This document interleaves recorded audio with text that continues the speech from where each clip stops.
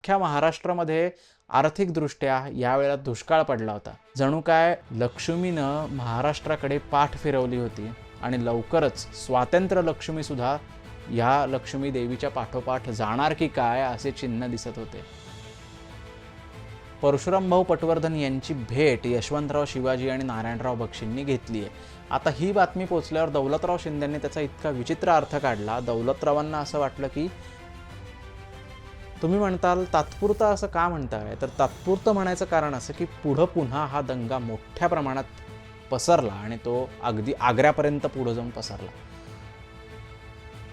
परशुराम भाऊ पटवर्धन म्हणले, अहो कसली पूजा आणि काय, आत्ताशी तर दुपार होती, पण त्यावेळेला झालेली होती संध्याकाळ, रात्र जवळजवळ.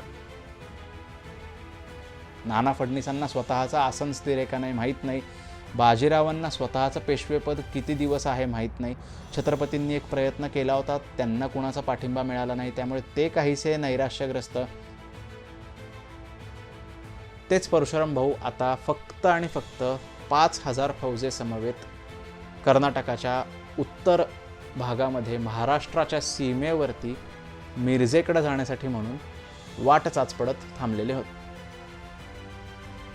या गर्दीमध्ये युद्धाच्या परशुराम भाऊ पटवर्धन यांचा मृत्यू झाला. त्यांचा मृतदेह घेऊन त्यांचा घोडा कोल्हापूरच्या महाराजांच्या पुढे आला. म्हैसूरचं राज्य संपलं. इंग्रजांना विरोध करणारा एक महत्त्वाचा सत्ताधीश या लढाईमध्ये मृत्युमुखी पडला. टिपू सुलतान यांच्या मृत्यूची बातमी मे महिन्याच्या मध्यामध्ये पुण्याला येऊन पोचली आणि पुणे दरबारामध्ये एकच हाहाकार उडाला.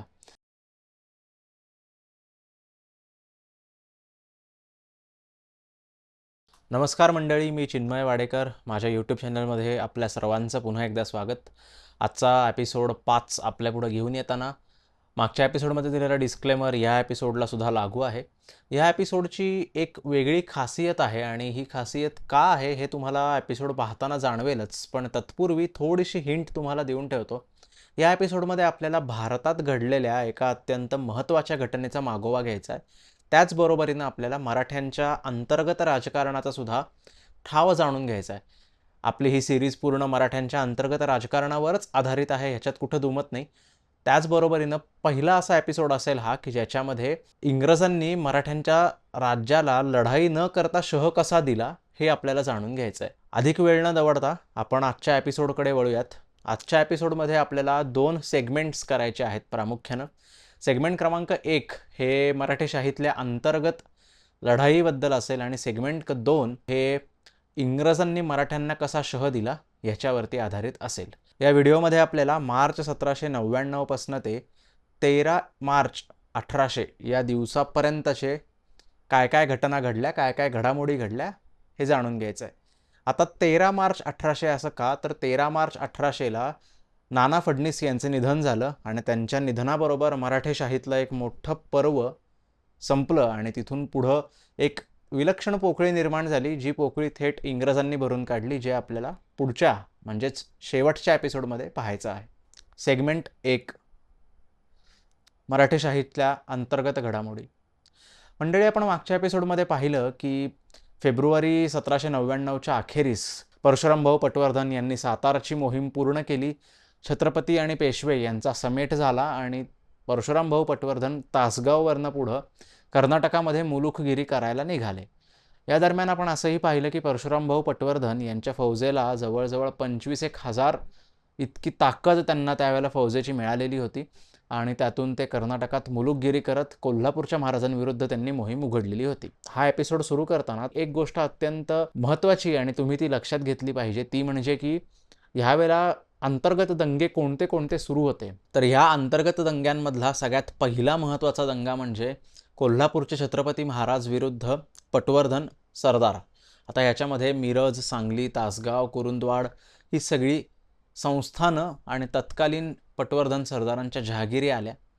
दुसरा महत्त्वाचा बंडाळी म्हणूयात आपण किंवा तंटा सुरू होता तो म्हणजे लक्ष्मीबाई आणि यमुनाबाई शिंदे विरुद्ध दौलतराव शिंदे, म्हणजे शिंद्यांच्या राण्या. आपण त्यांना इथनं पुढं शिंदे राण्या किंवा नुसत्या राण्या असं म्हणू, आणि दौलतराव शिंदे यांच्यामध्ये. तिसरा मुख्य तंटा सुरू होता तो म्हणजे दुसरे बाजीराव आणि नाना फडणीस यांच्यामध्ये. प्रत्यक्ष असा कोणता तंटा त्यांच्यात नव्हता, परंतु एक शह-काटशहाचं राजकारण हे शेवटपर्यंत सुरू होतं. 7 मार्च 1799ला शिंद्यांच्या राण्या ह्या कोल्हापूरच्या छत्रपती महाराजांना भेटल्या. कोल्हापूरच्या महाराजांनी त्यांची भेट घेतली. दोघांमध्ये अत्यंत चांगला संवाद झाला. त्यांच्या दोघांमध्ये एक सोयरीकसुद्धा झाली आणि आता कुठेतरी शिंदे राण्यांच्या मदतीनं कोल्हापूरच्या महाराजांची बाजू आणि कोल्हापूरच्या महाराजांच्या मदतीनं शिंदे राण्यांची बाजू तगडी होणार असं दिसायला लागलं. ह्याच वेळेला ह्याच्यामध्ये मिठाचा खडा पडला. कसा पडला तर शिंदे राण्यांनी सांगितलं की आम्ही काहीही करून परशुरामभाऊ पटवर्धन यांच्या विरुद्ध तलवार उचलणार नाही. आता कोल्हापूरच्या महाराजांची मुख्य मागणी हीच होती की तुम्ही परशुराम भाऊंच्या विरुद्ध आमची कुमक करा. आता जेव्हा शिंद्यांचं बंडखोर लष्कर याला नाही म्हणून सांगतं तेव्हा कोल्हापूरच्या महाराजांची मोठीच निराशा झाली. परंतु शेवटी महाराजांनी मोठं मन ठेवत असं सांगितलं की तुम्ही म्हणजेच शिंद्यांच्या राण्यांनी काहीही करून पटवर्धनांमध्ये आणि कोल्हापूरच्या महाराजांमध्ये मध्यस्थी करावी, समेट घडवून आणावा. त्याप्रमाणे एक प्रयत्न झाला सुद्धा आणि तो कसा झाला हे आपण थोडंसं पुढं पाहूयात. परशुरामभाऊ पटवर्धन यांचा मुक्काम कर्नाटकामध्ये होता आणि त्यांनी रामचंद्र पंत आप्पा त्यांचे चिरंजीव आणि महादजी पंत दाजी त्यांचे धाकटे चिरंजीव या दोन त्यांच्या मुलांच्या हाताखाली अगदी थेट सावनूरपर्यंत फौज पाठवलेली होती. तिथं ती फौज मुलुखगिरी करून तिथल्या स्थानिक देसाई ज्यांनी जवळजवळ मराठ्यांचा अंमल न मानण्याचा निश्चय केलेला होता त्या सगळ्यांना पुन्हा मराठ्यांच्या पटवर्धन सरदारांच्या अंकित करून हे दोघं पुत्र परत परशुराम भाऊंच्या बाजूने येत होते. परशुरामभाऊ पटवर्धन यांचा मुक्काम उत्तर कर्नाटकामध्ये साधारण निपाणी हुब्बळी या प्रांताच्या आसपास या दरम्यान होता आणि ते आता कोल्हापूरच्या महाराजांकडे परत त्यांचा सामना करण्यासाठी म्हणून परत येण्यासाठी निघालेले होते. ह्या वेळेला घडलं असं की जेव्हा दौलतराव शिंद्यांना ही बातमी कळाली की शिंद्यांच्या राण्या ह्या त्यांच्या मातोश्री ह्या कोल्हापूरच्या महाराजांना सामील झाल्यात, कोल्हापूरच्या महाराजांची कुमक त्यांना मिळतीये, तर दौलतराव शिंद्यांनी अधिक वेळ न दवडता 5 पलटणी म्हणजे 5 पलटणींचं पायदळ, 4000 घोडदळाची फौज आणि मंगळवेढ्याला दौलतराव शिंद्यांची काही फौज होती. ही फौज अशी एकत्रितरित्या जवळजवळ 20-25 हजाराची फौज ही पुण्याहून रवाना केली आणि ती मजल करत नीरा, वेण्णा, कृष्णा ओलांडत कराड ओलांडून कोल्हापूरच्या सीमेवरती धडकली. आता कोल्हापूरच्या सीमेवरती इतकी मोठी फौज आली आहे म्हटल्यावर महाराजांनी सुद्धा लढाईची तयारी सुरू केली आणि या शिंद्यांच्या राण्यांनी सुद्धा लढाईची तयारी सुरू ठेवली. त्यांनी या राण्या काय मागं हटणाऱ्यातल्या नव्हत्या. तर ह्या वेळेला एक अशी विलक्षण घटना घडली की दौलतराव शिंद्यांना थेट समेट करावा लागला.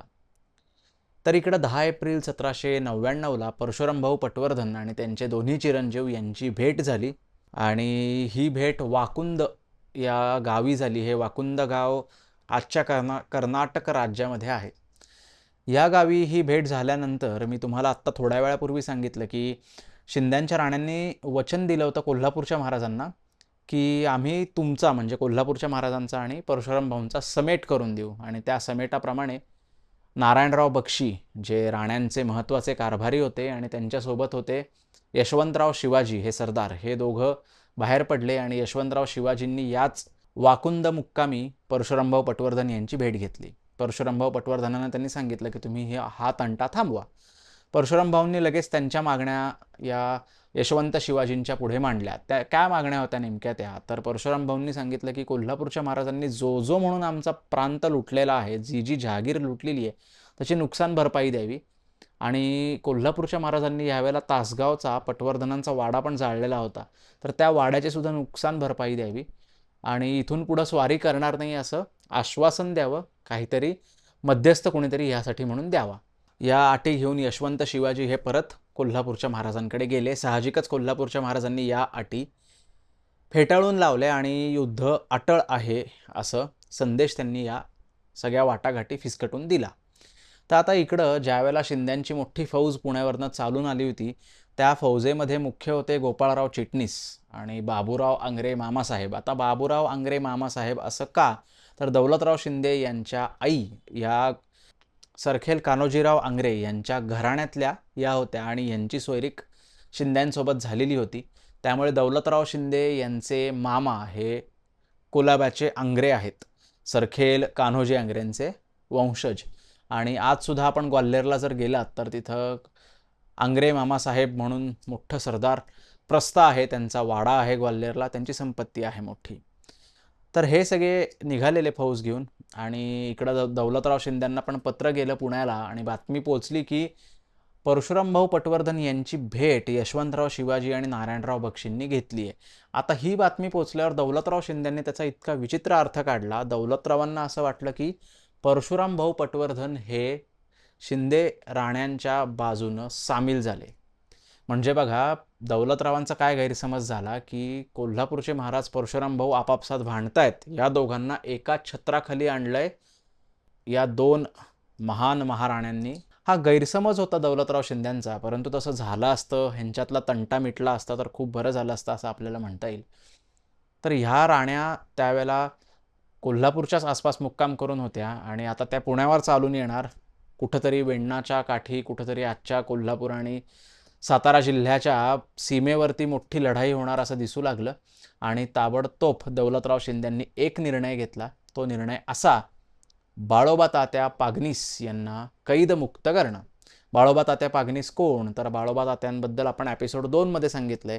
जे आपले रेग्युलर व्ह्यूवर्स आहेत या सिरीजचे त्यांना असे प्रश्न पडणार नाहीत. जे नवीन व्ह्यूवर्स आहेत त्यांनी एपिसोड 2 नक्की पाहावा, म्हणजे त्यांना समजेल बाळोबा तात्या पागनीस हे कोण आणि ते कसे कैदेत पडले ते.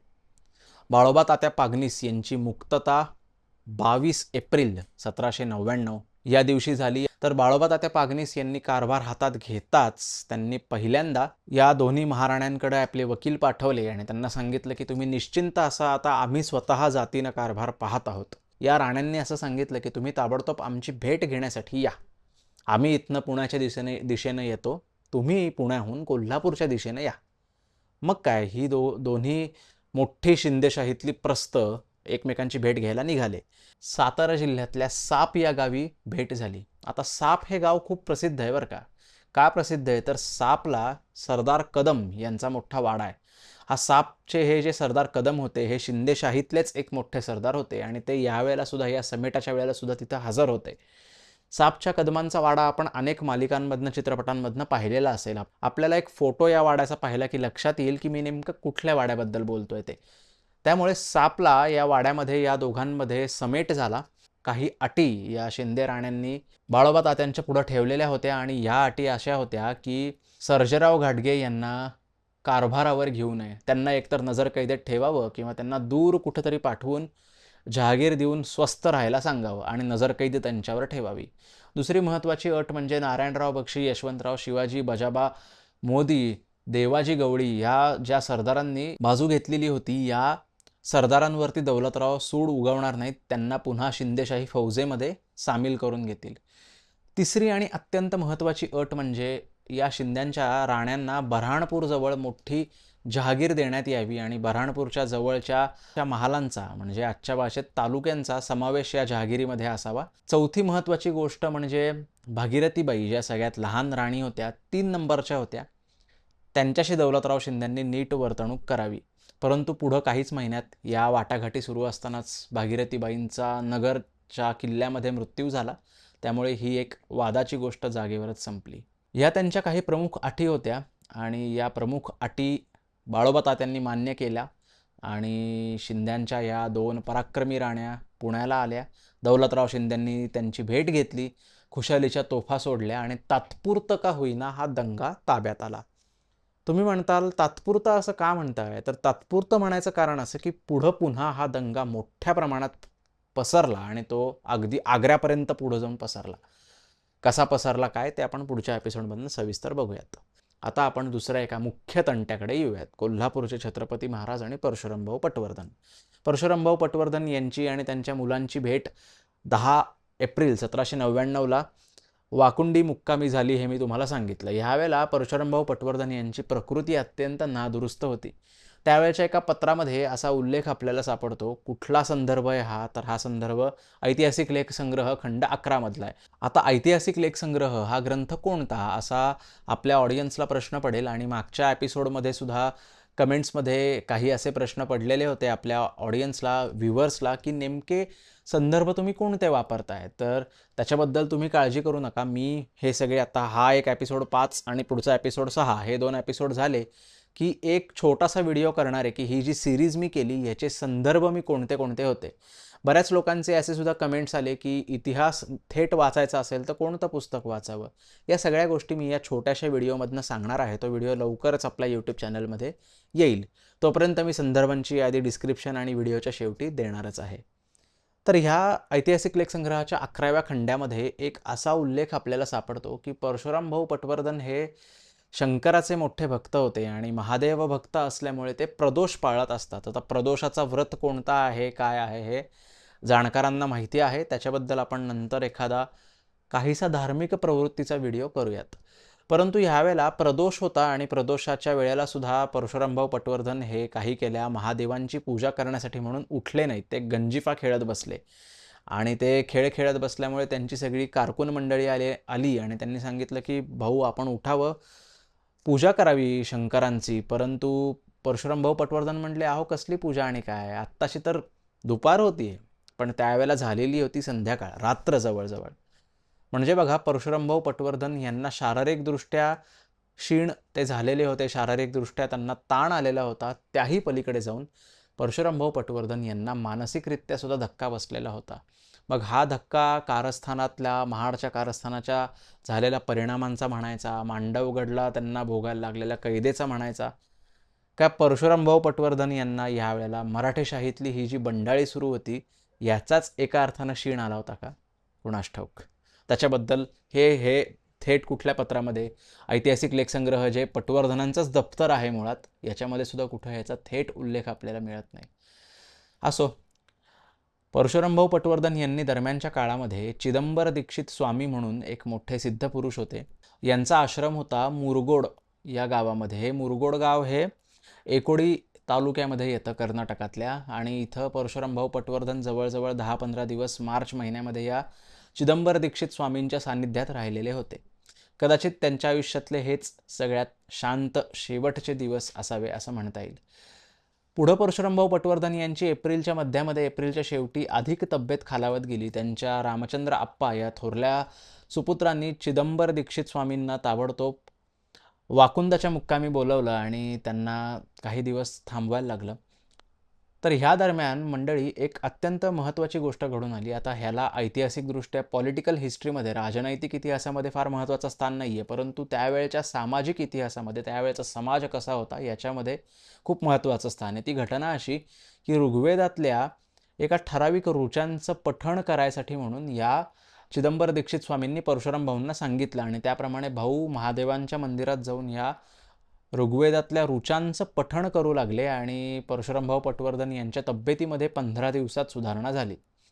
आता तुम्ही म्हणाल ही अंधश्रद्धा आहे का, हे काय? तर आजच्या काळात हे काय आहे ह्याच्यापेक्षा सुद्धा त्या काळात ह्या गोष्टींवरती, मंत्रतंत्र ह्या गोष्टींवरती तत्कालीन समाजाचा अत्यंत विश्वास होता. आणि हे मी माझ्या मनाचं सांगत नाही, तर असे अनेक पुरावे आपल्याला वाचायला मिळतात. तरी तत्कालीन समाजावरती ह्या सगळ्या गोष्टींचा पगडा होता आणि त्यातलंच हे एक प्रकरण होतं. आणि सुदैवानं म्हणा, परमेश्वरानं परशुराम भाऊंचं ऐकलं, सांब सदाशिव त्यांच्यावर प्रसन्न झाले आणि त्यांची प्रकृती काहीशी सुधारली. आता दरम्यानच्या काळामध्ये दुसरी एक महत्त्वाची घटना अशी घडली की पटवर्धन घराण्यामध्ये अत्यंत वाद सुरू झाले होते त्यावेळेला. सांगलीचे जे चिंतामणराव आप्पा पटवर्धन होते, म्हणजे चिंतामणराव पांडुरंग पटवर्धन, हे पटवर्धनांच्या जहागिरीचे मुख्य होते. त्यांच्या नावानं सगळी जहागीर होती. मिरजचे जे गंगाधरराव बाळासाहेब होते, हे चिंतामणराव आप्पांचे चुलत काका किंवा चुलते म्हणूयात आपण. तर हे गंगाधरराव बाळासाहेब हेच कारभार पाहत होते. चिंतामणराव त्यावेळेला वयानं लहान होते. चिंतामणराव आप्पा पटवर्धन हे पुढं जाऊन फार मोठं नाव झालं बरं का. पहिलं नाटक महाराष्ट्रात जे झालं, जे विष्णुदास भावेंनी केलं, ते सांगलीला केलं आणि ते चिंतामणरावांच्याच पुढाकारानं झालं.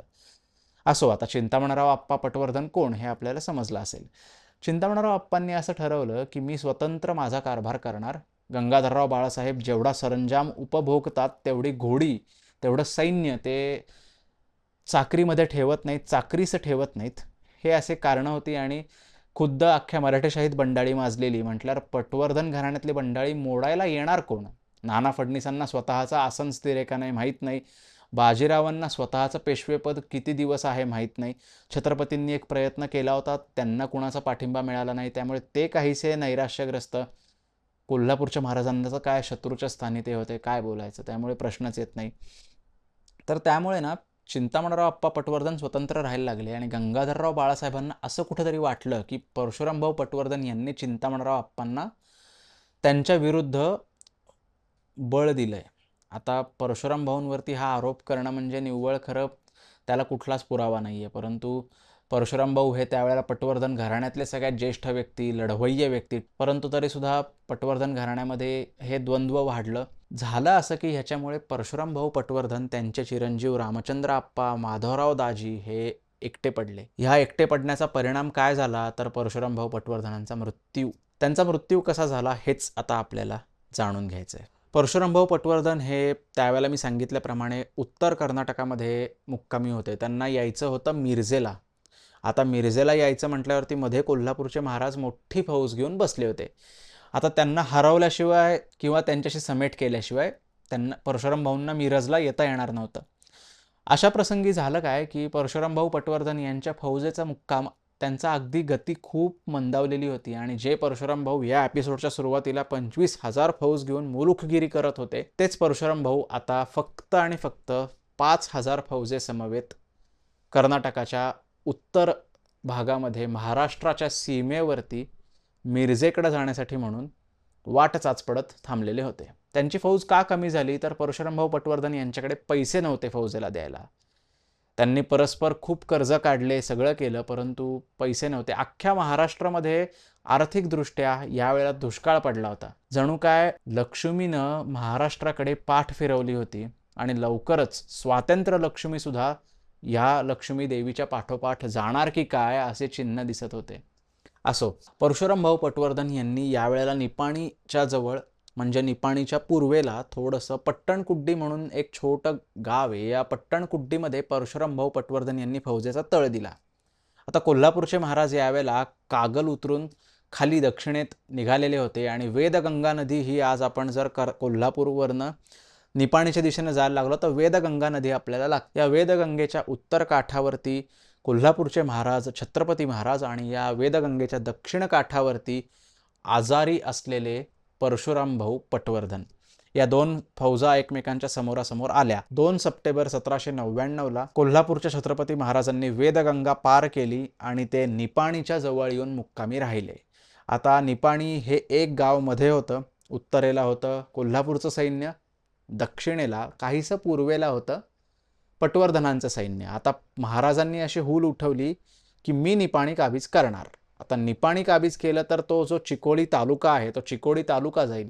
आता मंडळी थोडंसं ह्यावेळेला मी तुम्हाला इथं पॉज करतो आणि एक महत्त्वाची गोष्ट सांगतो, ती अशी की कर्नाटकामध्ये चिकोडी आणि मनोली हे 2 तालुके आहेत. या 2 तालुक्यांना मराठेशाहीमध्ये अत्यंत महत्त्व आहे, विशेषतः या पडत्या काळामध्ये फार महत्त्व आहे. त्याचं कारण असं की चिकोडी तालुका आणि मनोली तालुका हा कोल्हापूरचे महाराज, पटवर्धन, पेशवे आणि इंग्रज या चौघांमध्ये वादाचा विषय राहिला आहे. अगदी मराठ्यांचं राज्य गेल्यानंतर सुद्धा इंग्रजांनी हे तालुके कसे आपल्या ताब्यात राहतील यासाठी खूप पाताळयंत्रीपणा खटपट केलेली आहे. चिकोडी आणि मनोळी हे दोन्ही तालुके परशुरामभाऊ पटवर्धन यांच्या ताब्यात होते. महाराजांनी ते तालुके जिंकण्यासाठी म्हणून निपाणीला फौज आणली. परशुरामभाऊ पटवर्धन यांना आता स्फुरण चढलं. त्यांनी कमरेला तलवार खसली आणि त्यांनी ठरवलं की आपली प्रकृती कशी असू देत, आपण कोल्हापूरच्या महाराजांना एक अटीतटीचा निकाराचा हल्ला करून जेरीस आणायचं.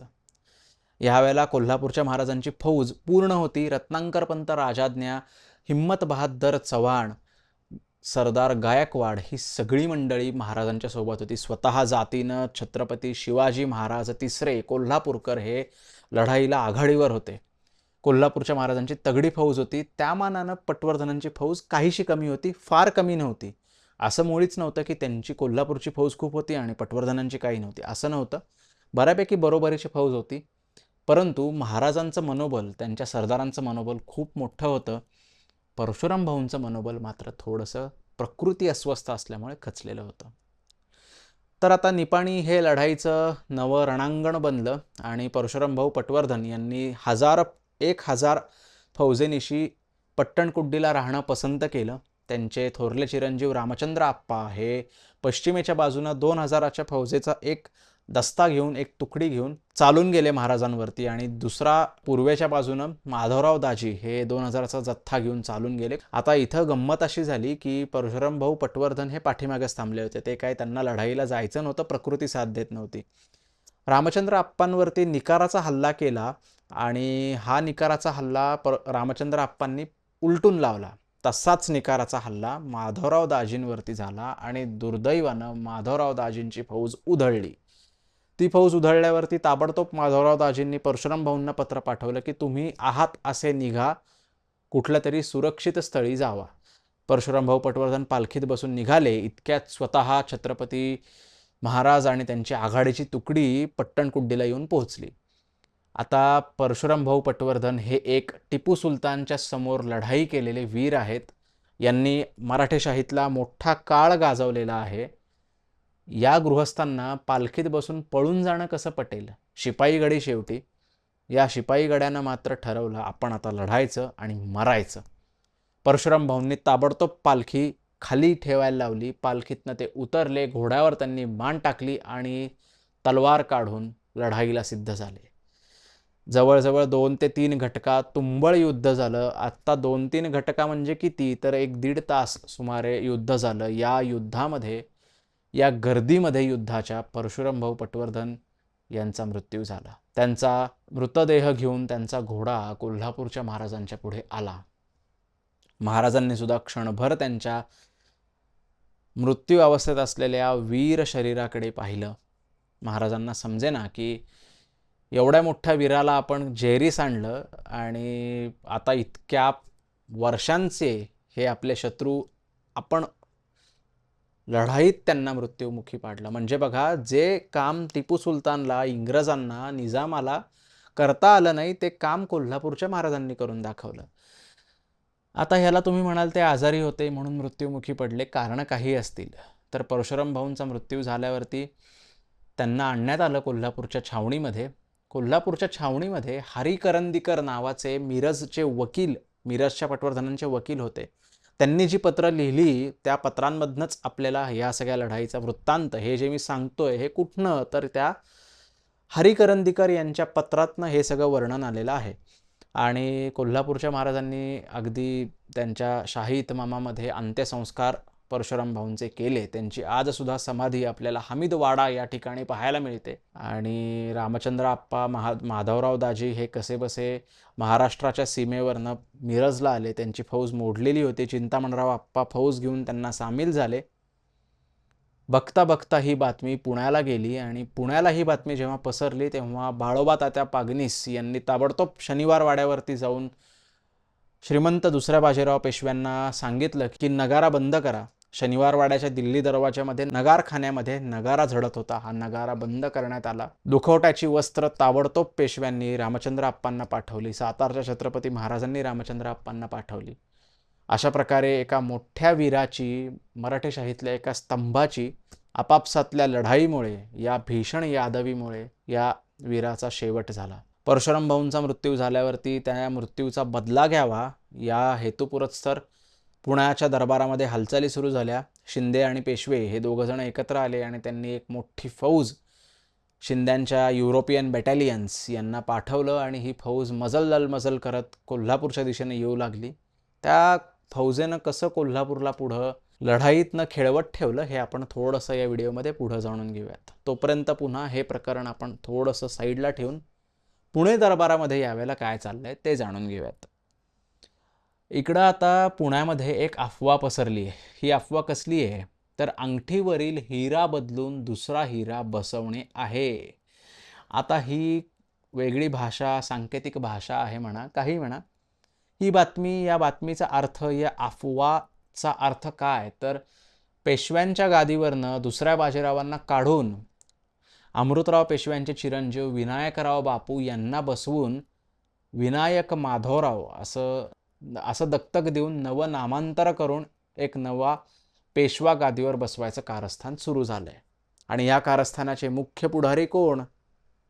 नाना फडणीस आणि बाळोबा तात्या पागनीस. आता ही दुसऱ्या बाजीरावांना खात्री होती की ही अफवा नाही आहे, परंतु आज आपल्याकडे काही पुरावे नाही आहेत सांगायला की हे कारस्थान खरंच घडलं होतं. परंतु अफवा का होईना पसरली होती हे सांगणारे मात्र अनेक कागद आपल्याला ऐतिहासिक लेखसंग्रहाच्या 11व्या, 12व्या आणि 13व्या खंडामध्ये सुद्धा पाहायला मिळतात. तर ही अफवा पसरल्यामुळे बाजीराव पेशवे काही बाळोबा तात्यांची भेट घेत नव्हते, परंतु गणेश चतुर्थीला सप्टेंबर महिन्याच्या म्हणजे 16 सप्टेंबर 1799ला पट्टणकुड्डीची लढाई झाली. त्याच्या थोडंसं आधी बाळोबा तात्यांची भेट दुसऱ्या बाजीरावांनी शनिवार वाड्यात घेतलेली होती. त्यामुळे कुठेतरी नाना पेशव्यांचा कारभार आणि बाळोबा शिंद्यांचा कारभार पाहत होते, बंडाळ्या कमी होत होत्या. तर आता ह्या पुण्याच्या दरबारातल्या हालचाली झाल्या. आता पुन्हा आपण येऊयात कोल्हापूरकडे. कोल्हापूरचे महाराज यांना परशुराम भाऊंना मारल्यामुळे मोठंच पुरण चढलं होतं आणि त्यांनी आता ठरवलं होतं की एकदाच या आपापसातल्या लढाईचा सोक्षमोक्ष लावायचा.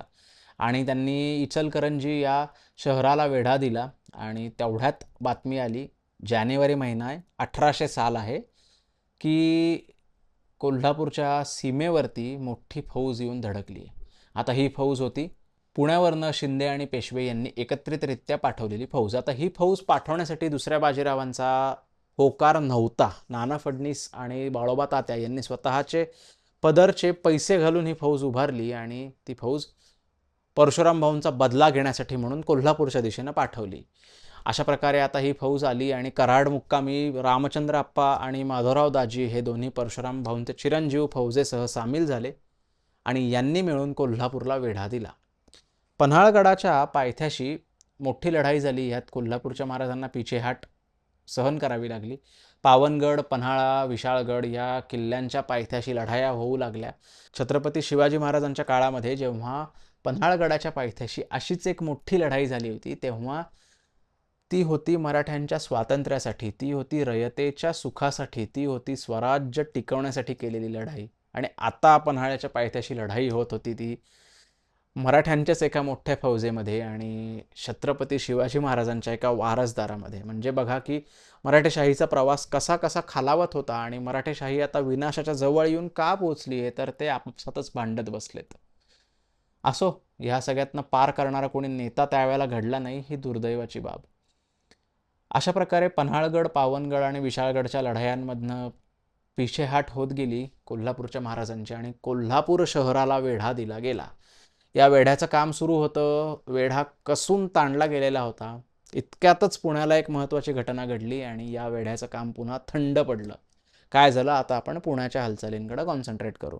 मी सांगितलं तसं अंगठीवरील हिरा बदलणे आहे ही अफवा पसरली आणि दुसऱ्या बाजीरावांनी पुन्हा त्यांचं कारस्थानी डोकं लावलं आणि त्यांनी दौलतराव शिंद्यांना असं सांगितलं की सर्जेराव घाटग्यांना तुम्ही कैदमुक्त करा. आता त्यावेळेला दौलतराव शिंद्यांना काढून दुसऱ्याला दत्तक घ्यायचं, बाजीरावांना काढून दुसऱ्याला दत्तक घ्यायचं, या बातम्या सातत्यानं पसरलेल्या होत्या. एक लक्षात घ्या मंडळी तुम्ही ह्या सगळ्या सिरीजमध्ये की हा जो काळ आहे ना 1796 ते 1802 या दरम्यान मराठेशाहीमध्ये इतकं अविश्वासाचं वातावरण पसरलेलं होतं की कुणाचा कुणावर विश्वासच नव्हता आणि त्यामुळेच या सगळ्या घटना अजून अजून घडत गेल्या. हा अविश्वास वाढतच गेला, ही दरी कधीच संपली नाही.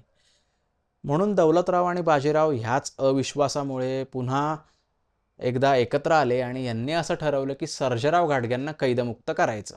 आता सर्जेरावांना कैदमुक्त करायचं म्हटल्यावर काय शक्कल लढवायची, तर दुसऱ्या बाजीरावांनी बैजाबाई शिंद्यांना असा सल्ला दिला की तुम्ही उपोषण करा. आता बैजाबाई शिंदे हे ह्या राणी आहेत शिंद्यांच्या, यांनी उपोषण करायला सुरुवात केली. दौलतराव शिंद्यांनी उपोषण करायला सुरुवात केली. आता धनी स्वतः उपोषण करतायत म्हटल्यावरती कारभाऱ्यांना तरी काय करणार, कारभाऱ्यांचा नाईलाज झाला. बाळोबा तात्या पागनीसांनी 2 अटींवरती सर्जेरावांची मुक्तता केली. 2 अटी अशा होत्या, 1 की सर्जेरावांना कारभारी पद देऊ नये आणि 2 सर्जेरावांना नजरकैद ठेवावं. 25 सप्टेंबर 1798ला जे कैद झाले होते सर्जेराव, ते आता 4 जानेवारी 1800ला मोकळे झाले. सर्जेरावांनी बाहेर आल्या आल्या त्यांचा एक अत्यंत पराक्रम, त्यांची एक खुमखुमी दाखवली, ती अशी की त्यांनी थेट लक्ष्मीबाई आणि यमुनाबाई यांच्यावरती मारेकरी घातले. झालं, हे मारेकरी घातले म्हटल्यावर या राण्या पुन्हा बिथरल्या आणि त्यांनी युद्धाला सुरुवात केली. आणि यावेळेचं युद्ध अगदी आग्र्यापासून ते थेट कर्नाटकातल्या निपाणीपर्यंत पसरलं. बघा म्हणजे एवढ्या मोठ्या टापूवरती कोण परकीय फौज कुठली चालून येत नाहीये, कुठला औरंगजेबासारखा धर्मांध शत्रू चालून येत नाहीये, इंग्रजांसारखा कोणी तिसरा त्रयस्थ माणूस चालून येत नाहीये. या मुलखावर चालून येत आहेत मराठ्यांच्याच एक महाराण्या मराठ्यांचीच एक बंडखोर फौज. बघा म्हणजे कसं सुरू आहे हा प्रवास सगळा. तर ह्या घटना घडल्या आणि आता इथं नाना फडणवीसांची सुद्धा आता प्रकृती बिघडत चालली आहे हळूहळू, आणि त्यासाठी त्यांना पण आता किती दिवस ते जगतील काय सांगता येत नाही आहे. तर नाना फडणवीसांच्या आयुष्यातली शेवटची महत्त्वाची घटना 7 जानेवारी 1800 या दिवशी घडून आली. ती घटना अशी की दुसऱ्या बाजीराव पेशव्यांनी इंग्रज वकिलाबरोबर एक खलिता लंडनला पाठवला होता तिथल्या महाराजांसाठी. लंडनच्या राजाचा खलिता पुन्हा पेशव्यांना आला आणि कॉलोनेल पामर हे जे त्यावेळेला वकील होते इंग्रजांचे, त्यांनी पेशव्यांना असं सांगितलं की तुम्ही मोठा तळ द्या, तंबू द्या शनिवारवाड्यात, आणि शनिवारवाड्याच्या पुढे आणि मोठ्या 100 तोफा देऊन फरमानबाडीचा समारंभ करून हा खलिता स्वीकारा. नाना फडणवीस कारभारी होते. ते म्हटले की पूर्वी थोरल्या माधवराव पेशव्यांच्या वेळेला सुद्धा असाच एक इंग्रजांचा खलिता आला होता, तेव्हा काय एवढा मोठा फरमानबाडीचा समारंभ झाला नव्हता. दरबारात तो खलिता स्वीकारला गेला होता आणि एका मुन्शीनं तो खलिता वाचलेला होता. नाना फडणवीस यावेळेला म्हणाले की विलायतेतल्या राजाचा खलिता आमच्याकडे समोर जाऊन वाचायची पद्धत अजून तरी नाही. नानांचा हा बाणेदारपणा तसाच टिकून राहिला आणि त्याप्रमाणे इंग्रज वकिलानं शनिवारवाड्यात ते पत्र भर दरबारामध्ये आणून दिलं. पेशवे आसनावरती स्थानापन्न होण्याच्या पूर्वी, मसनदीवर बसायच्या पूर्वी त्यांनी हातात हे पत्र घेतलं. ते बसले. त्यांनी त्यांच्या डाव्या हाताला उभा असलेल्या एका मुन्शीला हे पत्र दिलं. त्यांनी हे वाचून दाखवलं. 100 तोफांच्या जागी केवळ 10 तोफा सोडण्यात आला आणि एक नजराणा या वकिलाला देण्यात आला. हा नानांनी घेतलेला एक अत्यंत महत्त्वाचा निर्णय. ही नानांनी केलेली एक ठोस आणि इंग्रज विरोधी कृती त्यांच्या आयुष्यातली शेवटची महत्त्वाची कृती ठरली. 13 मार्च 1800 मध्यरात्री नाना फडणवीसांचं निधन झालं. फडावरती शनिवारवाड्यातल्या एक बातमी आली की नाना गेले. ही बातमी ताबडतोब अमृतरावांना पोहोचवण्यात आली. अमृतरावांनी नानांच्या अंत्यदर्शनासाठी लगेच धाव घेतली. पाठोपाठ श्रीमंत बाजीराव पेशवे हे सुद्धा नानांची अंत्यदर्शनासाठी म्हणून गेले आणि हरिदास वल्लभभाई म्हणून एक सावकार होते पुण्यातले, त्यांनी यावेळेला पैसे दिले आणि मगच नानांनी ठेवलेलं जे अरब सैन्य होतं हे चालतं झालं. आता त्यांचे अंत्यसंस्कार त्यावेळेला कुणी केले तर त्यांचे अंत्यसंस्कार त्यांच्या एका चुलत बंधू, त्यांचं नाव होतं प्रभाकर पंत भानू आंबेगावकर, यांनी केला. एक गोष्ट मात्र नक्की की नाना फडणवीसांच्या मृत्यूनंतर बरोबर 18 वर्षानं दुसऱ्या बाजीराव पेशव्यांनी शरणागती पत्करली आणि मराठ्यांचं सार्वभौम राज्य कोसळून पडलं. सेगमेंट 2.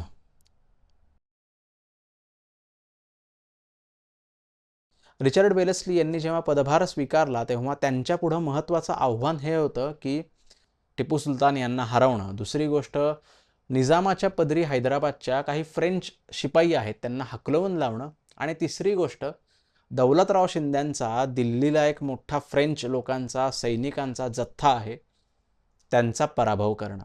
आता ह्या तिन्ही गोष्टी या वेलेस्ली बंधूंनी अत्यंत उत्कृष्टरित्या पार पाडल्या आणि त्याचमुळे इंग्रजांचं भारतावर राज्य आलं. कसं घडलं ते आपण एक एक करून जाणून घेऊया. टिपू सुलतान विरुद्ध पहिल्यांदा मोहीम उघडायची गरज का पडली रिचर्ड वेलेस्ली यांना, तर 1799 सालच्या सुरुवातीला नेपोलियन यांनी इजिप्तमध्ये सिरिया हे शहर जिंकून घेतलेलं होतं आणि सिरिया जिंकून त्यांनी म्हणजे नेपोलियन यांनी सांगितलेलं की आता मी हिंदुस्थान देशामध्ये येणार.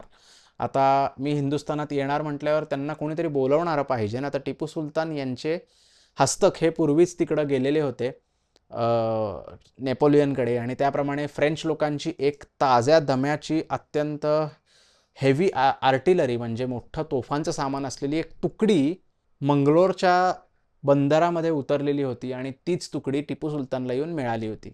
म्हणल्यावर वेलेस्ली यांना नाईलाजास्तव टिपू सुलतानवरती शस्त्र धरणं महत्त्वाचं होतं. त्याप्रमाणे त्यांनी पुणे दरबाराला पत्र पाठवलं की तुम्ही, आम्ही म्हणजे इंग्रज आणि निजाम यांनी एकत्र मिळून टिपू सुलतानचा पराभव करावा. तर पुण्यातल्या दरबारातनं कोणीही या मोहिमेसाठी जाऊ शकलं नाही. 1799च्या सुरुवातीला ही मोहीम सुरू झाली. 2 फेब्रुवारी 1799ला मैसूर काबीज करण्यात आलं. मैसूर जिंकल्यावरती ताबडतोब मे महिन्यामध्ये श्रीरंगपट्टणमला वेढा देण्यात आला. 4 मे 1799ला श्रीरंगपट्टणम किल्ल्याच्या दरवाजामध्ये एक तोफेचा गोळा येऊन थेट टिपू सुलतानला लागला आणि मैसूरचा शेर या लढाईमध्ये मृत्युमुखी पाडला. मैसूरचं राज्य संपलं. इंग्रजांना विरोध करणारा एक महत्त्वाचा सत्ताधीश या लढाईमध्ये मृत्युमुखी पडला.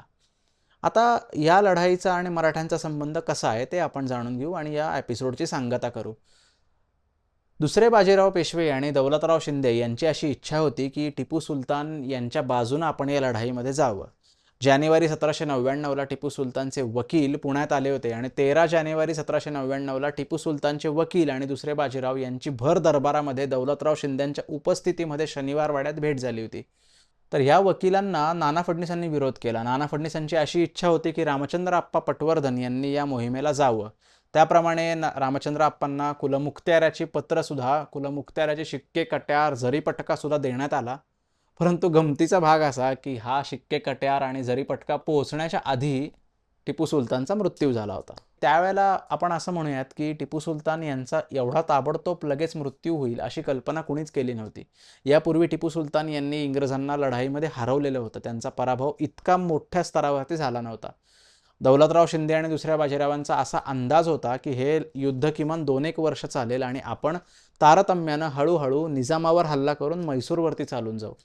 परंतु बिचारे दौलतराव आणि बिचारे दुसरे बाजीराव यांना काय माहिती की वेलस्ली बंधूंनी ताबडतोब ॲक्शन घेत टिपू सुलतान यांना ठार केलं. टिपू सुलतान यांच्या मृत्यूची बातमी मे महिन्याच्या मध्यामध्ये पुण्याला येऊन पोहोचली आणि पुणे दरबारामध्ये एकच हाहाकार उडाला. पुण्याचा दरबार हा स्तब्ध झाला. पुण्याचा दरबार हा आश्चर्यानं आणि भीतीनं स्तब्ध झाला. कशाचं आश्चर्य कशाचं, तर इंग्रजांनी एका झटक्यात टिपू सुलतानला मारलं म्हणजे इंग्रजांची ताकद वाढली. इंग्रजांनी टिपू सुलतानला मारून राज्य खालसा केलं. इंग्रजांचा मुलूक वाढला. 44 लाखांचा मुलूक त्यांनी म्हैसूरचे कृष्णदेव राज वाडियार या राजांना दिला. हेच वाडियार राजांचं म्हैसूर संस्थान अगदी आत्तापर्यंत आहे जिवंत. आपण यूट्यूबला वगैरे व्हिडिओ पाहिले असतील म्हैसूरच्या राजांच्या राज्याभिषेकाचे, त्यांच्या श्रीमंतीचे. हे म्हैसूर संस्थान कसं जन्माला आलं, तर हे इंग्रजांनी, वेलस्लींनी यावेळेला जन्माला घातलं, पुनरुद्धार केला असं म्हणूयात आपण. त्यानंतर 777 लाखांचा मुलूक इंग्रजांनी स्वतः घेतला. 60 लाख उत्पन्नाचा मुलूक निजामाला दिला आणि 2,63,000 इतक्या उत्पन्नाचा मुलूक इंग्रजांनी म्हणजे मराठ्यांना देऊ केला. मराठ्यांना मुलूक देऊ केला म्हणजे काय केला, तर काही अटी पाठवल्या. त्या अटी अशा होत्या की निजामानं ज्या प्रकारे तैनाती फौजेचा तह इंग्रजांबरोबर केला आहे, तो कसा तह आहे तो मी मागच्या एपिसोडमध्ये, एपिसोड 4मध्ये सांगितलेला आहे. ज्या प्रकारे निजामानं तैनाती फौजेचा तह केला इंग्रजांसोबत, त्याच प्रकारे पेशव्यांनी सुद्धा इंग्रजांबरोबर तैनाती फौजेचा तह करावा. दुसरा महत्त्वाचा, फ्रेंच लोकांनी जर इंग्रजांवर स्वारी केली, लढाई केली, तर पेशव्यांनी, मराठ्यांनी इंग्रजांच्या बाजूनं लढावं. तिसरं महत्त्वाचं की निजाम आणि मराठे यांच्यामध्ये जर का भांडण झालं तर ते भांडण इंग्रज सोडवतील. चौथं महत्त्वाचं की टिपू सुलतानच्या राज्यावर बसवलेली चौथाई मराठ्यांनी घेऊ नये आणि त्यांच्या मुलखाला उपद्रव देऊ नये. आता ह्या अटी जेव्हा पुण्याला आल्या तेव्हा नवकोट नारायण नाना फडणीस हे जिवंत होते. नाना फडणीसांनी उत्तर दिलं या अटींना ते असं की जर का इंग्रजांची फौज पुण्यात ठेवून घ्यायची असेल आणि त्या फौजेचा खर्च जर पेशवेच देणार असतील, तर ही फौज मराठे सांगतील त्या दिशेनं जायला पाहिजे. आणि लवकरच सिद्धीवरती मोहीम काढायची होती जंजिराच्या. मग ही इंग्रजांची फौज त्या मोहिमेसाठी वापरायला द्यावी अशी नाना फडणीसांनी उत्तर कळवलं पहिल्या अटीला. दुसऱ्या अटीला नानांनी असं उत्तर दिलं की मराठे आणि निजाम यांच्यामध्ये जर भांडण झालं, तंटा झाला, तर त्याचा निकाल परस्पर लढाई करून मराठे आणि निजाम करतील, इंग्रजांनी मध्ये येऊ नये. तिसऱ्या गोष्टीचं त्यांनी असं सांगितलं की फ्रेंच लोकांबरोबर जर इंग्रजांचं युद्ध झालं तर मराठे इंग्रजांची बाजू घेतील.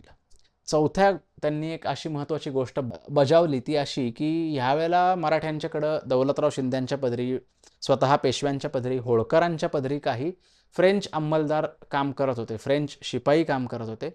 नानांनी सांगितलं की आम्ही या फ्रेंच लोकांना काढून लावणार नाही, आम्ही त्यांची बाजूही घेणार नाही, परंतु त्यांना आम्ही काढून लावणार नाही, ते आमच्याच फौजेत काम करतील. आणि शेवटची महत्त्वाची गोष्ट म्हणजे 2,63,000चा मुलूक आम्ही घेऊ आणि म्हैसूरच्या चौथाईबद्दल त्यांना आम्ही उपद्रव देणार नाही. अर्थातच ही सगळी उत्तरं इंग्रजांनी नाकारली, ह्या अटी इंग्रजांनी नाकारल्या आणि जो 2,63,000चा मुलूक होता तो इंग्रजांनी आणि निजामानं निम्मा वाटून घेतला. मराठ्यांना यातला काहीही मिळाला नाही.